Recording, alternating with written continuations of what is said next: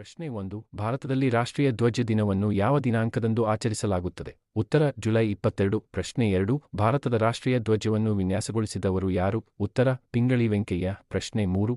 2024ರಲ್ಲಿ ರಾಷ್ಟ್ರೀಯ ಧ್ವಜ ದಿನದಂದು ಭಾರತದ ಧ್ವಜವನ್ನು ಅಳವಡಿಸಿಕೊಂಡ ಎಷ್ಟನೇ ವಾರ್ಷಿಕೋತ್ಸವವನ್ನು ಆಚರಿಸಲಾಯಿತು?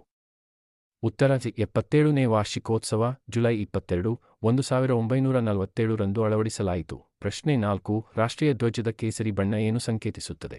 ಉತ್ತರ ಧೈರ್ಯ ಮತ್ತು ತ್ಯಾಗ. ಪ್ರಶ್ನೆ 5. ರಾಷ್ಟ್ರೀಯ ಧ್ವಜದ ಮಧ್ಯದಲ್ಲಿರುವ ಚಕ್ರದ ಹೆಸರೇನು? ಉತ್ತರ ಅಶೋಕ ಚಕ್ರ. ಪ್ರಶ್ನೆ 6. ಅಶೋಕ ಚಕ್ರದಲ್ಲಿ ಎಷ್ಟು ಕಡ್ಡಿಗಳಿವೆ?